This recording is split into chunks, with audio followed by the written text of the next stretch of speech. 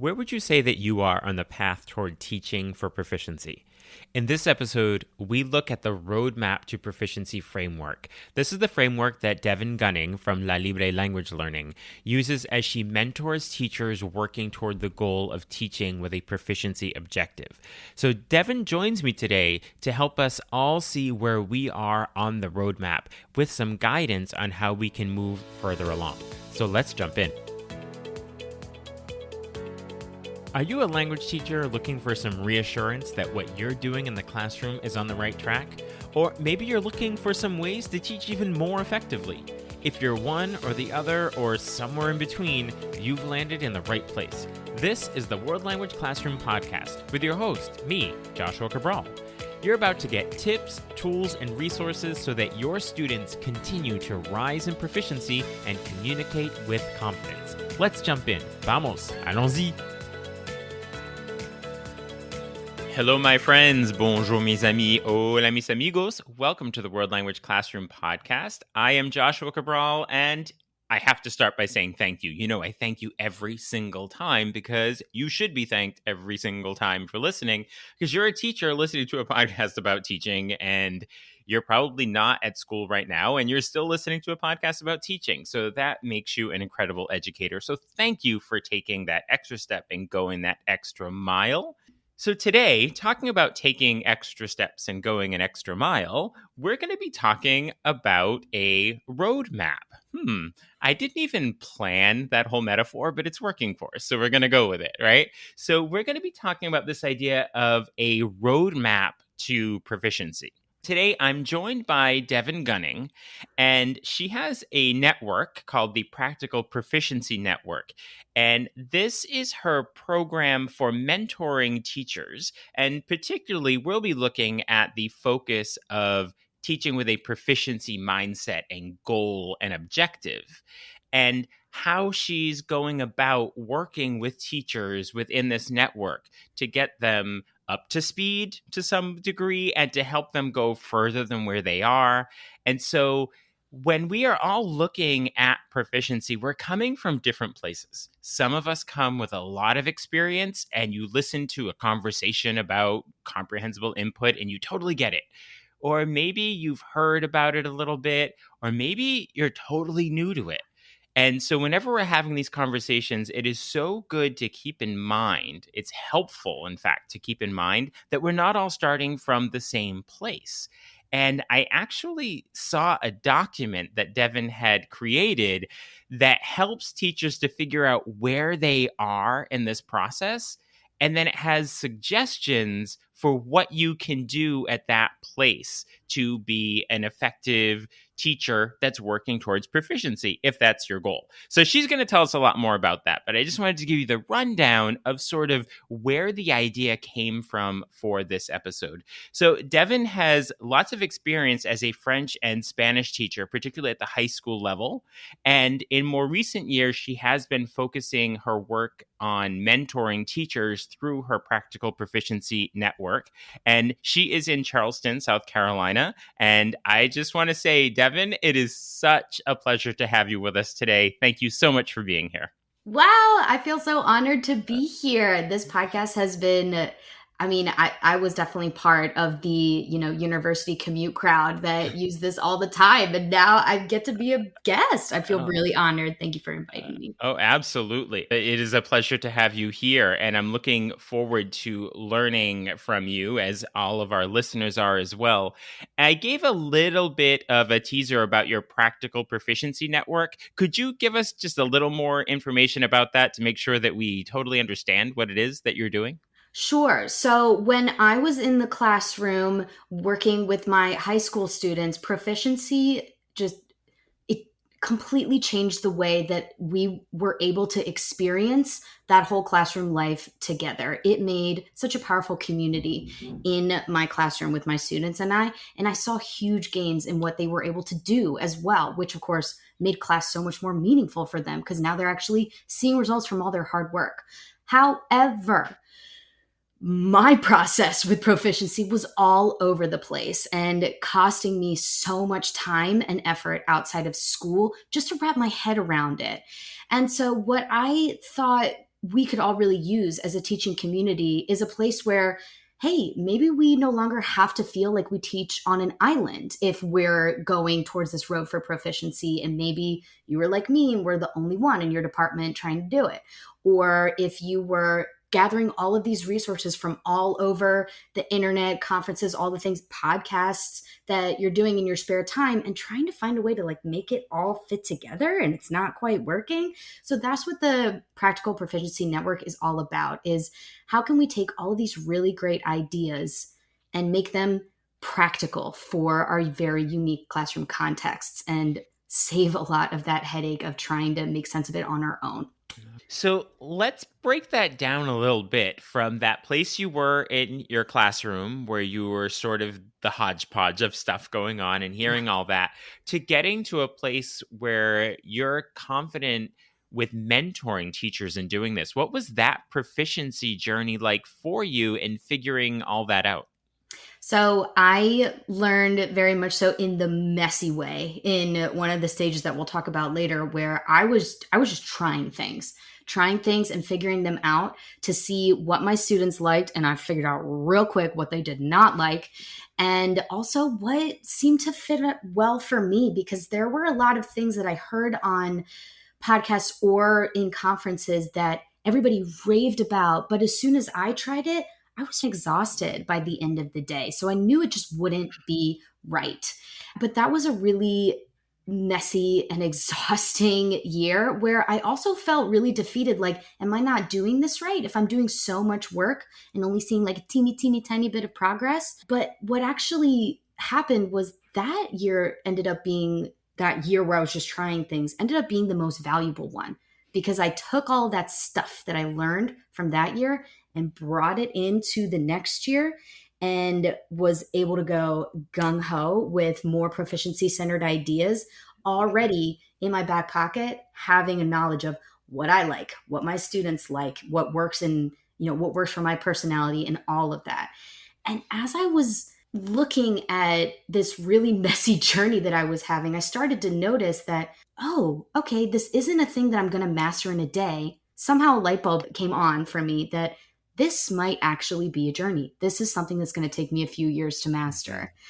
That was the real pivotal moment for me. And that's when I decided I have got to start talking to other teachers about this, because there's a lot of pressure out there to get right to 90% target language, to get the activities right the first time. And not only that, I think a lot of the pressure comes from us, where when you're standing in front of a group of a captive audience and something flops, you go home and you stew about it all night. And then it's hard to sleep, that whole cycle. So that's where I really wanted to get into the mentoring space of making sure that teachers knew you're not alone in this. Like, the fact that it's messy means you're actually doing it right, that you're trying things, that you're being brave. And proficiency in itself, as we learn from SLA, it's a pretty messy process in your brain. So it's good for it to be like that, but that we can also, if we had some more guidance, we could probably alleviate a lot of stress with it. So that particular year, 2-year cycle that you're mentioning there, was that a lot of trial and error for you? And where were you looking to, like, books or podcasts or conferences or individuals? Like, where were you pulling the information from to help you during that process? I was a total podcast queen. So podcasts are my favorite. And so I look to your podcast a lot. And I was looking to Inspired Proficiency podcast, Tea with BVP. I had a couple that I would listen to a lot that would definitely give me what I found to be incredible advice, because the benefit of podcasts like yours is that you're getting the wealth of experience from around the whole community of world language teachers that all come at it from a very different angle with very different work environments and experiences. So everything that I heard, I was able to see if, okay, they're trying that in their classroom. Let me see if it's going to work for me. Yeah. So that was definitely my favorite. I couldn't afford to go to conferences, so I wasn't really that much on that train, but there was definitely, I had a huge document that I used to keep of blogs that I was following as well. So let's talk about this idea of the teacher journey, which leads us to the roadmap, as you refer to it. But I'm thinking about the journey to proficiency. And you break it down into 5 phases or steps where a teacher might identify themselves on this journey. So, what are the identities with maybe a quick description of what they might be so listeners might say, oh, that's me, so we can Mhm. understand that a little better? Yeah, and the best way to go for it too is like there's going to be five that I talk about here. Some people might even fall a little bit in the middle of between two, right? Because we're all on a journey here. But go with the one that really calls to you. Like you feel it in your gut, like, oh, I think that's me. Before we even jump into it, I just want to make sure that listeners know this because this is one of those conversations where there's going to be a lot of information Hmm. and a visual might be helpful. So I just want listeners to know that Devon has a blog post where you can actually download a copy of this roadmap that she's talking about with all the suggestions and the descriptions. So that link will be in the show notes. So make sure that you grab it there. So yes, listen, but if you're driving, don't write any of this down right now, but you Yeah. can definitely go to the show notes and you can download her PDF that has everything right on it. Okay, now you go. Number one, The Wanderer. Perfect. So glad you mentioned it. So you might have heard that I actually went through this stage, right? The wanderer is that time in your classroom. And I would say that one sentence to describe it is wanderer is you don't know how class is going to go every day. That's how you feel when you walk into class. It's that we've all been there where you walk and you're like, I don't know about this. And it could be for a bunch of different reasons. You might be very brand new to this. You might be in a really tough situation, or you might be in something that's very difficult logistically in your teaching context. One of the teachers in my practical proficiency network is currently sharing a classroom with a cart with another teacher who's a totally different subject than French. So even though she has a lot of knowledge about proficiency, she calls herself a wanderer because the number one thing with the wanderer is that honestly, proficiency is not your priority right now. Even though you care about it, it's not your priority right now. You're going to try a few activities when you have space for it, when it works for your classroom. But there are other things, either maybe in your season of life or in your classroom context or in your amount of teaching experience that might be getting in the way of your ability to Mm-hmm. execute. And that's okay. Here's the beauty of that: own your stage, Mm-hmm. because that's going to leave you so much more freedom to take care of your students and yourself the way that you need to. Mhm. So when we say that the proficiency is not a priority, it's not because they don't think it's a priority and necessary in teaching. It's just Exactly. that sometimes there are challenging circumstances that might create obstacles. Right. And I think that we need to name that because proficiency is where world language is definitely moving, but it's not a possibility for everybody right now at this moment in time. You might have some space for it every now and then, but to say that everybody has the same space for trying something that might be very new for you is frankly unfair. Like you Hmm. might have a lot going on, and that should be acknowledged. Okay. So we have number one, the wanderer. Okay. Mhm. And number two, Number two, we have the Explorer. And the nice thing mm, about the Wanderer and the Explorer stage is that both of these are very short. Both of these are short stages. They won't last very long. And you will be able to move through them pretty quickly. The Explorer is when you are ready to see what proficiency is all about. You're trying new things. I was in this phase too, where you're figuring out what your kids like, what works for your personality. I found it to be really empowering to put this phase on for size and discover that it is okay for things to not go right in your classroom because you are learning so much from it and calling it, quote unquote, an investment year hmm or an investment semester, whatever it might be, to get that experience that you need to make it really work for you. Because honestly, learning how to teach for proficiency, I feel is really a skill. And when we acknowledge that, we'll be comfortable with the same way that we would treat students or that we would treat ourselves if we're, hey, I'm learning how to draw. So that's the explorer phase. okay. And then number three, we have the Number three is the most common stage for teachers, the Navigator. Mm-hmm. And all of these, of course, are travel themed because we're world language teachers. Mm-hmm. So Right. it's the same experience when you're brand new to maybe leaving the country for the first time. You're a wanderer. You're like, okay, I'm just excited to be here. And then the explorer is like, okay, I've been here before. Let me like try some new things. But the navigator is going up to the person who's selling street food and asking, okay, so where do people really hang out? That's the navigator. The Mm-hmm. navigator is ready to get serious about proficiency because now you've got the data.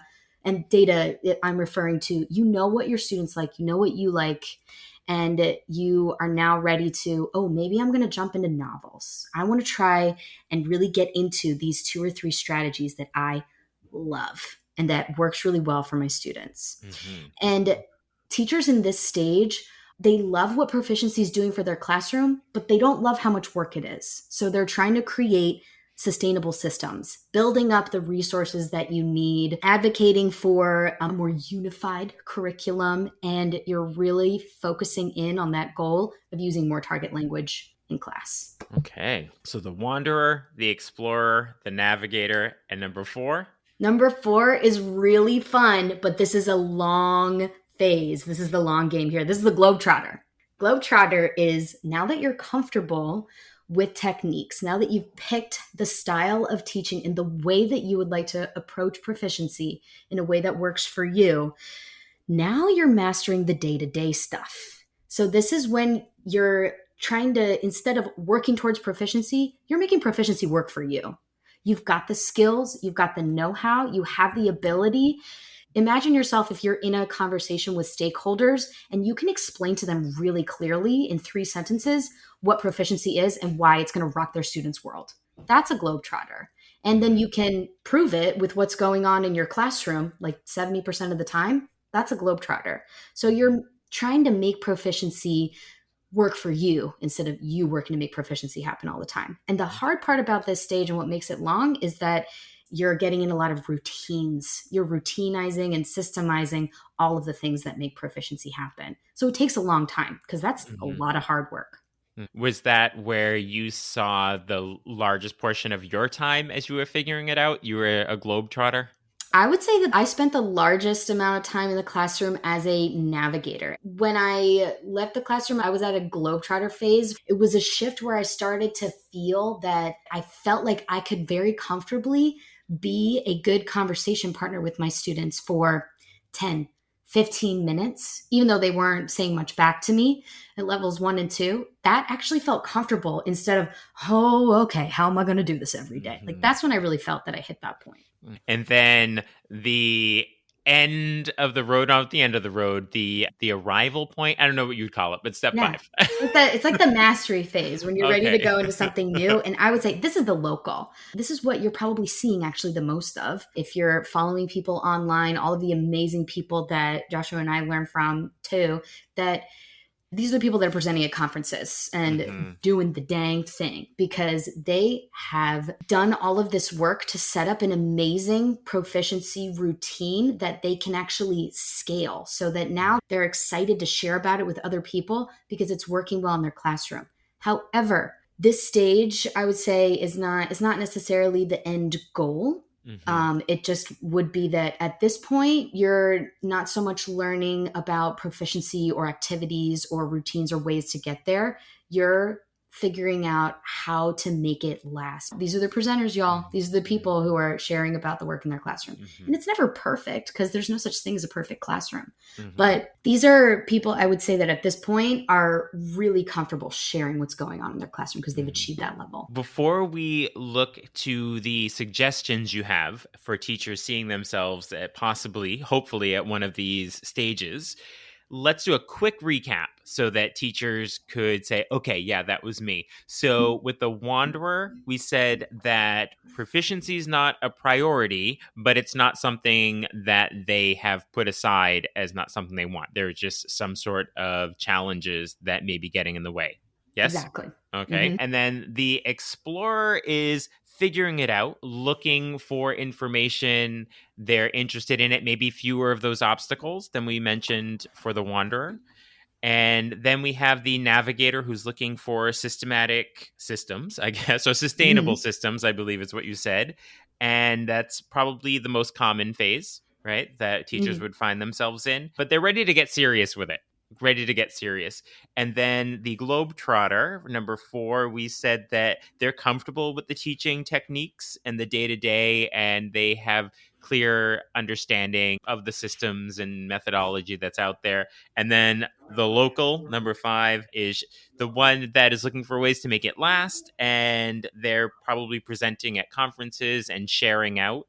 And what I think is important to say about the stage 5 locals, from what I've seen, if it's the people we're talking about that are sharing on Twitter and in blogs and on podcasts and everything, that you said it's not the end because they're still growing. They're always Right. looking to make it better, right? So is that a good recap of them? Couldn't have said it better myself. Okay. That's it. All right. I just wanted to make sure for myself that I understood as you I was taking like furious notes as you were going through. So now listeners have this idea of one of these 5 possible stages. And I also want to point out that these are the stages that you use like within your Mhm. network and they're your language, So there may be other people using other terminology, and this isn't sort of like the actful thing, but this is what you have found useful. And so let's share it with teachers. So, listeners now have a good idea of these 5 possible places to be on the roadmap. So, what are you doing to help guide and support teachers on these different phases of the proficiency journey? I think that the most important thing to remember with each of these stages is that when you own your stage, it becomes very clear what your very next steps are. Mhm. Instead of that overwhelming feeling, because that's usually why people come to me, is they're like, I want to get started with proficiency, but I have no idea where to start, or it feels all like it's so much, and I already have a to-do list as long as the hallway. So, the way that I would guide somebody with this is choose your very next action step now that you know what your stage is. And it's so empowering to, and this is the hard part, leave the rest. Understand what's not in your realm right now, because what happens a lot is with proficiency oriented ideas, you might be trying something that's actually out of your realm of focus right now or out of your stage and is causing you a lot of extra pressure that you're putting on yourself that you're just not ready for at this stage in your game. So for the wanderer, like my top action step for sure is let's look at, do you have an emergency subfolder? Because that's going to save your life so many times. And maybe that's your one really awesome proficiency oriented lesson. Get an emergency subfolder. An emergency subfolder is just you've got a full lesson plan for all of your class periods completely planned out and ready to go that somebody who only speaks the L1 in your school could do for you. And having that on deck for any of those days that are, just completely out of your control, boom, glorious, will save you so much stress. Mhm. And I would say too that if you want to work on a step towards the more proficiency side of things, that honing in on CI basics, not learning new games. Games are great. Not learning new activities. Activities are amazing, but you can do those later. How about how comprehensible are you being? How are you giving directions to students? Those types of things that you can definitely do each class period and don't require a ton of training. Those are my action steps for the Wanderer. So, when it comes to the Wanderer, these are likely the teachers who are not totally steeped in this world of proficiency and CI.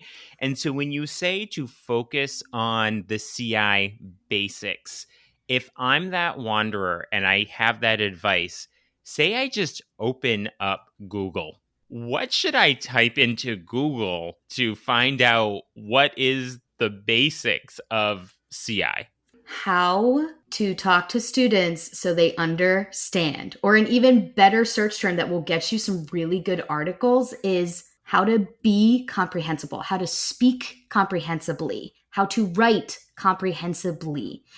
Everything that makes the target language actually the mode of communication in your classroom instead of something that you're just learning the features of or learning about it. That moves miles.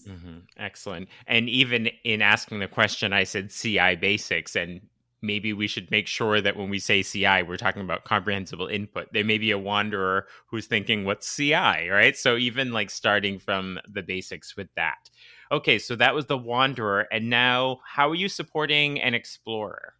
An explorer is, I would say, one of my favorite places to start. Like my number one first step is, like raise your hand out there, y'all, if you're driving in your car too, if you've ever had this feeling. But 90% target language was incredibly difficult for me. So I went out and sought out a lot of help with this. I think this is much easier though. And teachers tell me that this gives them a lot of, whew, okay, I can do that.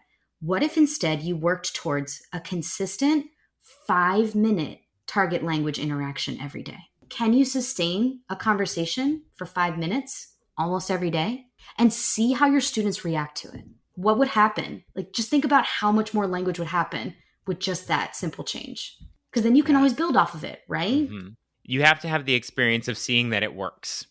If you never have that Yes. experience of seeing that it works, I think that if you're on a block schedule and it's 90 minutes or something like that, and it's like, oh, so 90% target language, that's 90% of 90 minutes. That feels like so much. But when you say 5 minutes, see that it works, and then 10 minutes. So I Mhm. like that advice of starting small rather than thinking it's all the way through. And now the Navigator. How are we supporting the Navigator? So with Navigator, then my advice would be to, can you bump that up? Like, can you do 10 minutes? Try 10 minutes. And could you do class in 50% target language consistently? And then if you get past that point, amazing snaps for you.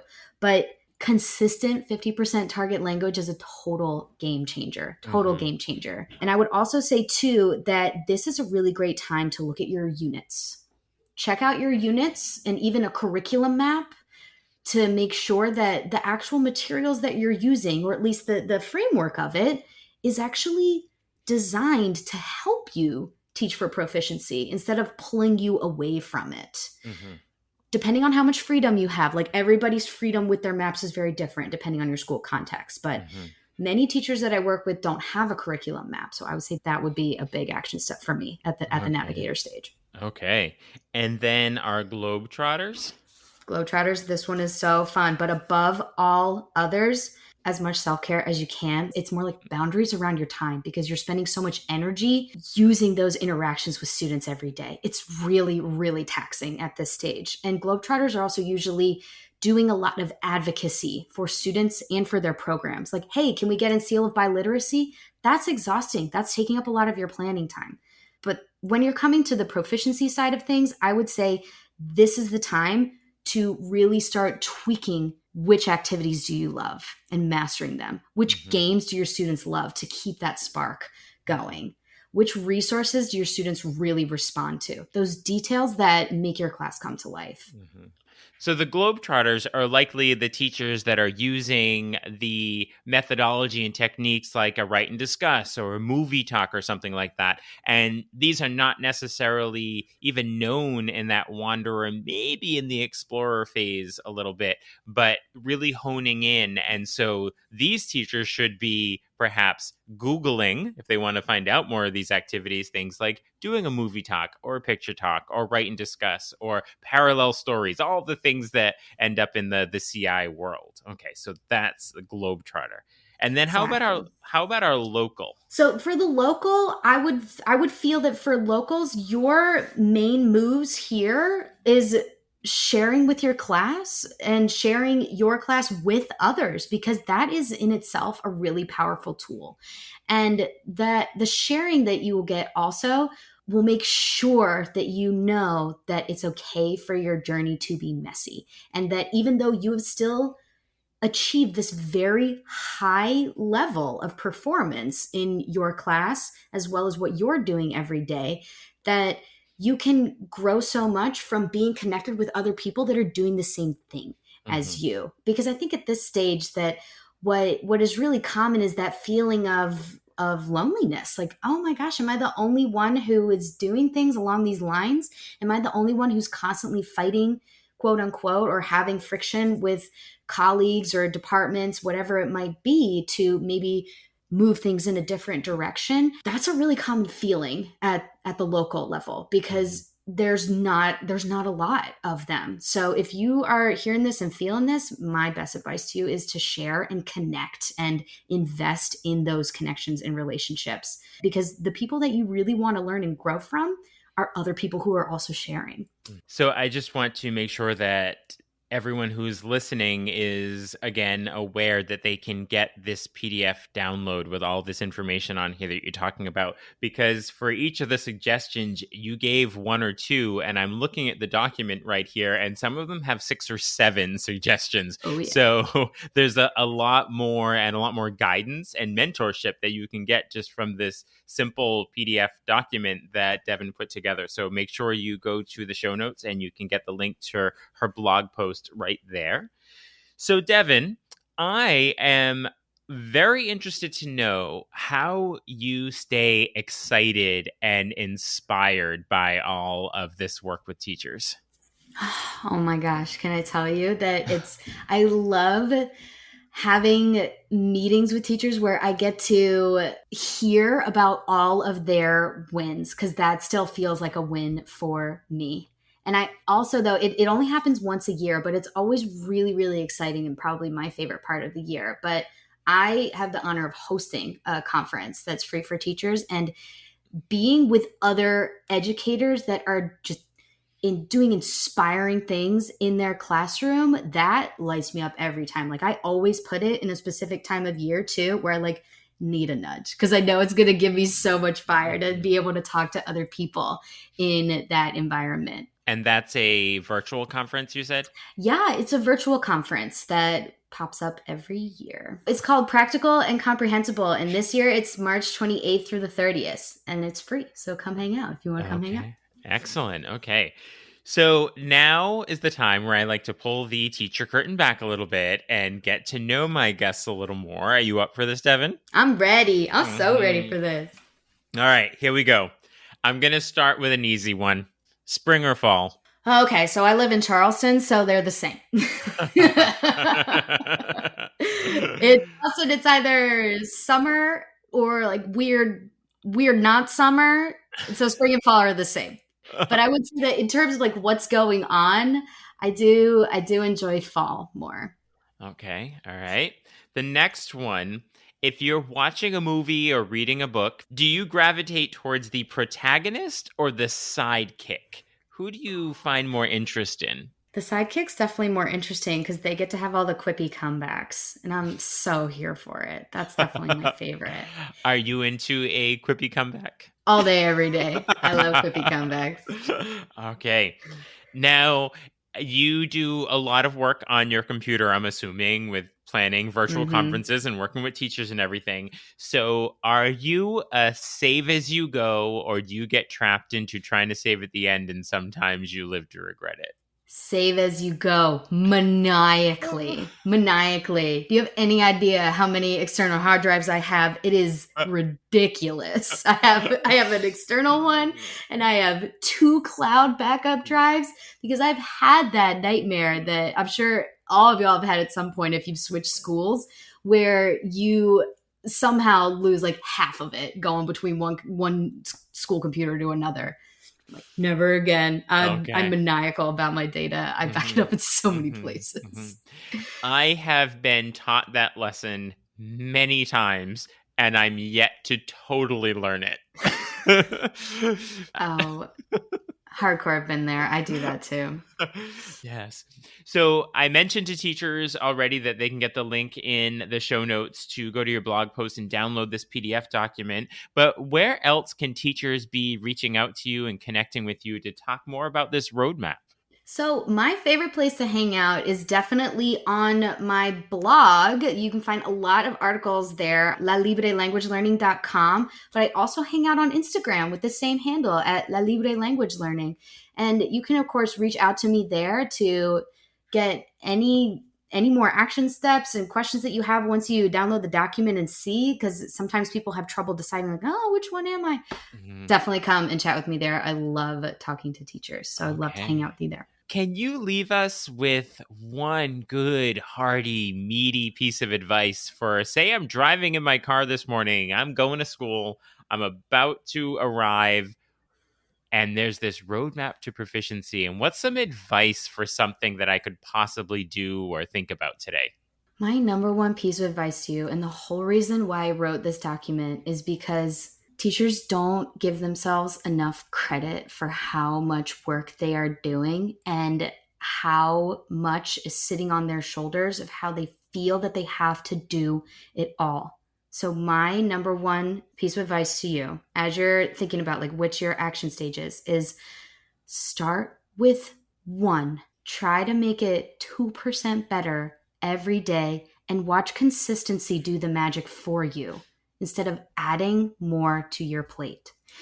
If you're an explorer, like, you don't have to try a bunch of new activities that you hear about, even though they're amazing, to be a proficiency oriented teacher. Mastering some of the basics or, reworking some units, those are all still proficiency oriented things too. So own your stage, own your action step, and allow yourself the grace and freedom to enjoy the journey.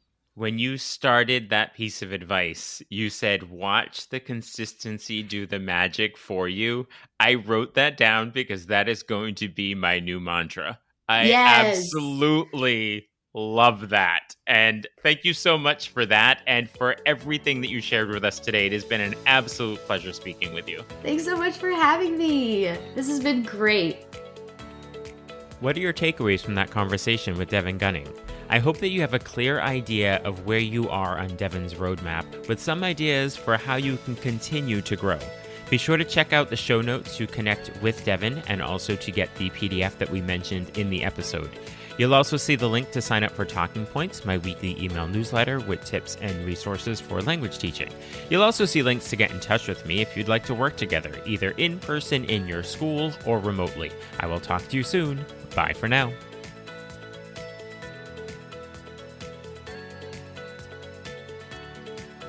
You've been listening to the World Language Classroom podcast. Be sure to follow or subscribe wherever you're listening so you don't miss a single episode. Let's continue the conversation on Twitter, Facebook, or Instagram at WL Classroom. You can also see over 250 blog posts about language teaching at, you guessed it, WLClassroom.com.